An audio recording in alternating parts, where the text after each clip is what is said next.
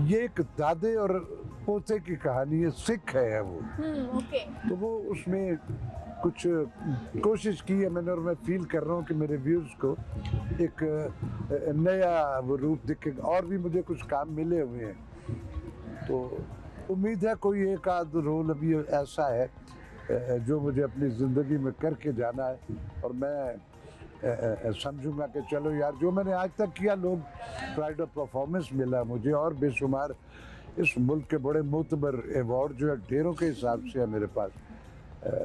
लेकिन मैं समझता हूँ कि मेरी ज़िंदगी में जो ब्लेसिंग, मेरे जो 2-3 मैंने 4 नाम लिए, अली एजाज साहब अल्लाह गरी के रहमत करे, प्राइवेट सेक्टर में उन्होंने जितने सीरियल बनाए उसके लीड जो नेगेटिव रोल होता तो वो मुझे लेते। कईयों ने कहा कि लगे यार है बड़ा वाइड एंगल पर तानल खोल के किरदार नु कर।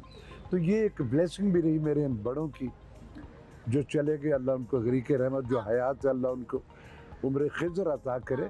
ब्लेसिंग और दुआएं और बड़े हमारा मान है, उन्हीं से हमने सब कुछ सीखा, इन सब दोस्तों से, इन बड़ों से। तो इस तरह एक भरम में जो चलता चला गया। अच्छा सर, हमारे लेजेंडरी एक्टर सुल्तान राही साहब, जिनको गिनीज वर्ल्ड रिकॉर्ड में भी उनका नाम आया है, लोगों का कहना है कि जो इंडस्ट्री का जवाल है वो उनकी वजह से है। आपको लगता है कि बात से आप एग्री करते हैं? ऐसा क्यों कहते देखो हैं? बेटा, मैंने ऑलरेडी उनके साथ बहुत सारा काम भी किया, सुल्तान राय साहब के साथ। और जैसे मैंने अभी जिस फिल्म का तज़किरा किया था, मेरी पहली जो पंजाबी उनकी एजाज दुरान, वो भी उसमें भी सुल्तान राय साहब अच्छा, थे। सही। सुल्तान राय जो था वो एक ब्लेस्ड पर्सन था अल्लाह की तरफ से। एक ही उनका वो जो बदमाश वाला रोल था वही वो करते रहे, लेकिन हर बार एक नई शक्ल और नई।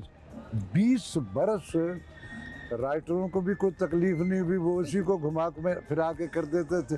और वो ऐसे ब्लेस्ड पर्सन थे कि एक जुमे को 5 फिल्म लगी, 5 में ही वो हीरो और 5 में वो, और 5 चलती थी।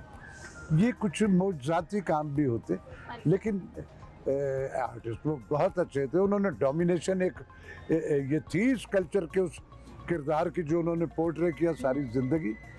तो उनके जाने से मैं समझता हूँ हमारे फिल्म इंडस्ट्री को एक बड़ा ही एक तो व्यूअरशिप उनकी सबसे ज़्यादा पंजाबी फिल्म के हवाले से राय साहब की वजह से होती।